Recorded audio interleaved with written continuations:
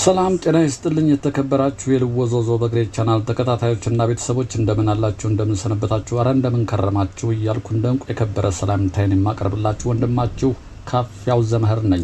እነሆ ልወዞዞ በግሬ በወኬንድ ቶክ ዝግጅቱ እዚህ ተገኝተናል። ከእናንተ የምንሻው በትዕግስት እንድትከታተሉን ብቻ ነው። ነገር ግን አንድ ነገር እናስታውሳችኋለን። ቪዲዮውን ከተመቻችሁ ላይክ በተማን በመጫን አትርሱን። ለቻናሉ ግን አዲስ የሆናችሁ ደግሞ ሰብስክራይብ ማድረግ እንዳይረሳ እያልን በቀጥታ ወደ ቪዲዮ እናመራለን። ብቻ እናንተ ተከተሉ።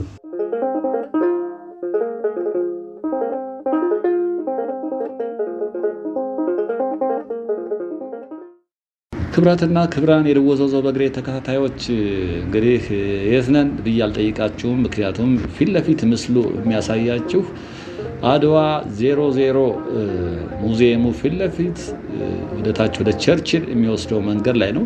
እኔ ቸርችል መንገድ ወደ ታች ሎርድ ነበር አስቤ የመጣሁት። ነገር ግን ይሄ ፋውንቴኑን ሳይው ሰዎች ሳይ እስኪ ከዚህ በፊት ያላያችሁ ቪዲዮ ካላችሁ እንድታዩት ነው። ውሃ በዚህ መልክ ነው የሚሞላው ማለት ነው። ውሃ ይቀየራል። አያችሁ መኪና መጥቶ እዚህ ያደርገዋል፣ ይደንሳል። ሙዚቃ አለ። ሙዚቃው ኮፒራይት ክሌም ያደርገኛል ብዬ ነው ማላሰማችሁ እንጂ ከሙዚቃው ጋር ስትሰሙት ደስ ይላል። እዚህ ሙዚቃ ተከፍቷል። ሰው ደግሞ እንደምታዩት በተለይ መሸት ሲል ብትመጡ በጣም በርካታ ሰዎች እዚህ ጋር መጥተው ፎቶ ይነሳሉ፣ ቪዲዮ ያነሳሉ። አንዳንዶቹ እንደውም ለቲክቶክ እና ለአንዳንድ ነገር ነው የሚሰሩት። ግን የሚገርማቸው አንዳንዶቹ የሚነሱት ፎቶ በጣም የሚያስቅ ፎቶ ነው የሚነሱት። ከተለያየ ቦታ ስለሚመጡ እንግዲህ ፎቶግራፍ ይህን ቦታ ነበርንበት ለማለት እዚህ ጋር አሁን ጋዜጣዊ መግለጫ እየተሰጠ ነው የሚመስለው። ሁሉም ስልካቸውን አንስተው ውሃውን አፍልጦ ነው የሚያዩት። ውሃ የተለየ አይደለም፣ ግን እንቅስቃሴ ይሄ የምታዩት የተፈጥሮ ጫካ ውስጥ ያለ ነው የሚመስለው። ይሄ ከላይ እንደዚህ እጃችሁን አድርጋችሁ ብትጠጡት ደስ የሚል ነው የሚመስለው። ንጹህ ውሃ ነው ከላይ የሚመጣው።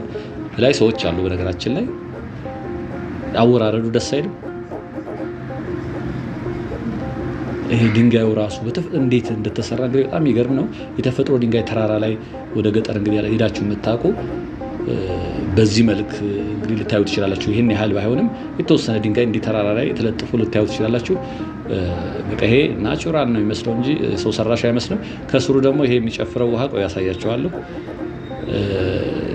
ለራሱ ውበት ሞታልና ይሄ ቦታ በተለይ ምሽት 11 ተኩል እስከ 12 ሰዓት አካባቢ ብትመጡ በላይ በኩል እንደውም አሁን ዛሬ ሰው የለም ማለት ይቻላል። እጅግ በጣም በርካታ ሰው ነው እዚህ ጋር ከቦ የምታዩት። እኔ ይሄ ፊት ለፊት የሚታየው ድንጋዮች ጥቁር ድንጋይ ወንዝ ውስጥ የሚገኝ ድንጋይ ነው። እሱ በጣም ነው የሚማርከውና እንደዚህ ጠጋ ብዬ ብጠጣ ሁሉ የምትመኙት አይነት ነገር ነው። ደስ ይላልና ይሄ የውሃው እንትን ደግሞ ንፋስ ስላለ ፊታችሁ ላይ ይረጫል በነገራችን ላይና ፀሐይ ነው ግን ደስ ይላል። ያው እንግዲህ እንደምታዩት እዚህም ፎቶግራፍ ያነሳል። ስልካቸውን እንቅ አድርገው ፎቶ ይነሳሉ፣ ፎቶ ያነሳሉ። እዚህ ስርም እንግዲህ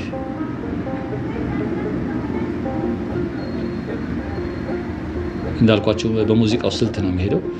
ከዚህ ከሚፈሰው ስርም ያለው ይሄ ደግሞ ይሁት ሆን ተብሎ አዩ ድንጋይ በተፈጥሮ ጫካ ውስጥ ያለ ነው የሚመስለው እንጂ የተሰራ አይመስልም። ድንጋዮች አሉ፣ አሸዋ አለ። በዛ ስር በተፈጥሮ ቦታው ሲሄድ ውሃ የሚያሳየውን የሚያሳይ ነው። ይሄ ሙዚቃው ጋር አብሮ የሚጨፍር ነው የሚመስለው ውሃው። እስኪ ወጣ ብለን እንግዲህ ወደ ታች ነው የምንጓዘው። ታችም አለ አንድ ቦታ ሳያችሁና ቸርችል ጎዳና እስከ ሴባስቶፖል ያለበት ወይንም ቴዎድሮስ አደባባይ እየተባለ የሚጠራው ድረስ ነው የምንሄደው። እዚህ ጋር እንሻገራለን።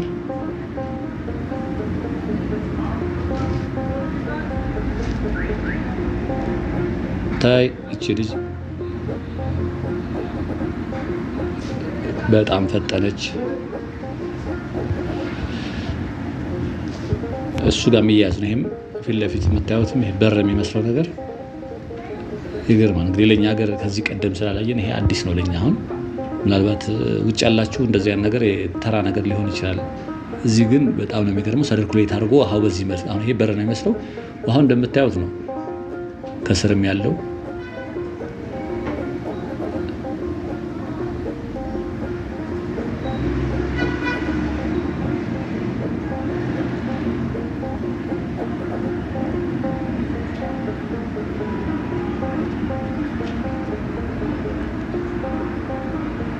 ታች የሚታያችሁም እንደዚሁ ነው። እንደውም ዛሬ ሰው የለም። ከዚህ ቀደም ምሽት ላይ መጥቼ ምናልባት ቪዲዮ ላይ ተከታተላችሁ ትኖራላችሁ። እጅግ በጣም በርካታ ሰው ያለው እዚህ ካሜራማኖችም አሉ። እዚህ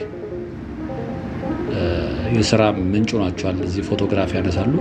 ፎቶ ስትነሱ እዚህ ጋራ ይሄ ራሱ አሁን የሚወርደው አወራረዱ ራሱን የቻለ ውበት አለው። ይሄ ንጹህ ነው። አሁን ይሄ ወንዝ ዳሩ በእርግጥ እንደዚህ የሚሆን ከሆነ እጅግ በጣም ነው የሚገርመው።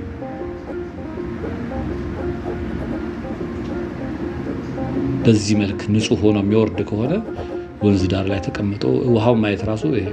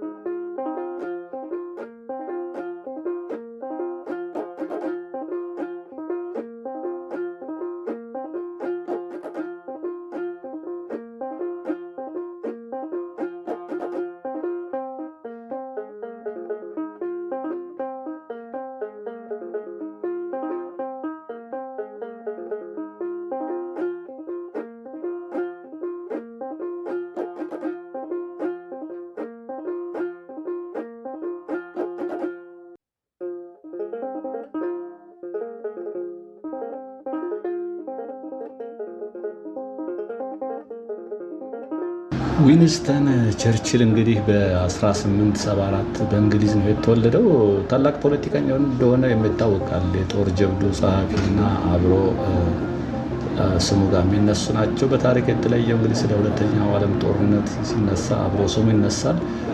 እንግዲህ ቸርችል በመንግስት አገልግሎት ላይ አስተማማኝ ድርሻ እና አስተዋጽኦ ነበረው። የሚታወቀው ደግሞ ንግግሮች ነበሩት። በጣም ታዋቂ ንግግሮች ናቸው። ከነኚህም እንደው በጣም የሚታወሰኝ ሶሻሊዝም የውድቀት ፍልስፍና፣ የድንቁርና ብስራትና የምቀኝነት ወንጌል ነው የሚል አባባል ነበረው እና ይሄ እኔ ትዝ የሚለኝ ነው እንጂ በጣም በርካታ ማነሳሻ የሆኑ ቃሎች ነበሩት። ዊንስተን ቸርችል እንግዲህ ትልቅ ሚና ነበረው። ጸሐፊ ነው። በርካታ መጽሐፍት ጽፏል። በ1953 እንደውም በዚሁ የኖቤል ሽልማት በስነ ጽሁፍ አሸናፊ ሆኖ የነበረ ሰው ነው።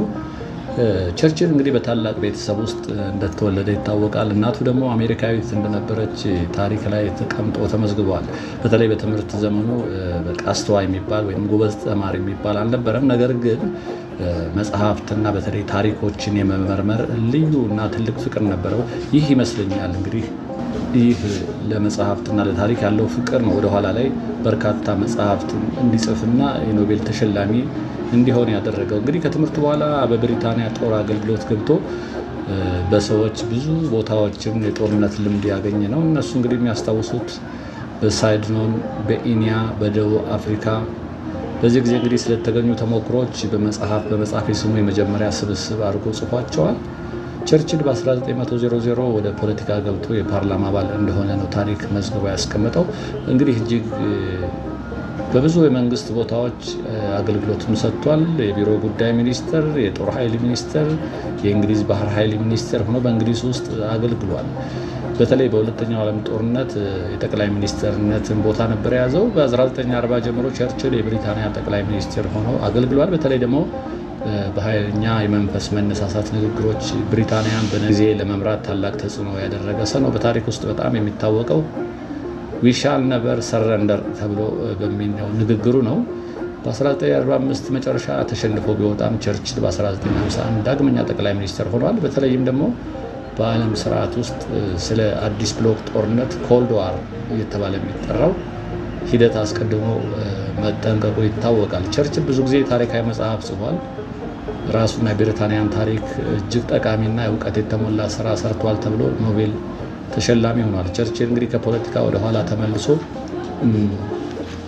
በስነ ጥበብ በተለይም በመግባት ተሳትፎ አድርጓል። በ1965 በእድሜው በ90 ዓመቱ ሲሆነው ነው እንግዲህ ከዚህ ዓለም በሞት የተሰናበተው። ዊንስተን ቸርችል በዓለም ታሪክ ከፍተኛ የመሪነት ምሳሌ ተደርጎ ይወሰዳል። እንግዲህ ይሄ ያነሳውላችሁ መንገዱ በቸርችል በዊንስተን ቸርችል የተሰየመ መንገድ ነው። ይሄ ወደታች የምታዩት። በእርግጥ ይሄ መንገድ ግን አንዳንዶች ዊንስተን ቸርችል ስም የተሰየመው መንገድ ይሄ አይደለም፣ በዛኛው በኩል በማህሙድ ሙዚቃ ቤት ወደታች የሚወስደው መንገድ ነው ትክክለኛ፣ ይሄ ዝም ብሎ በልምድ ነው የሚሉ ከዚህ ቀደም በሰራው ቪዲዮ ላይ አስተያየት ሰጥተውኛል። እስኪ እንግዲህ እስከ ሰይጣን ቤት ወይንም ደግሞ ቴዎድሮስ አደባባይ እየተባለ ወደሚጠራው ቀስ እያልን እያዘገምን እንወርዳለን። እናንተ እስከወደዳችሁ ከፈቀዳችሁ ተከተሉን ዘንድ እንደተለመደው በታላቅ አክብሮት ጋብዛለሁ። ተከተሉኝ።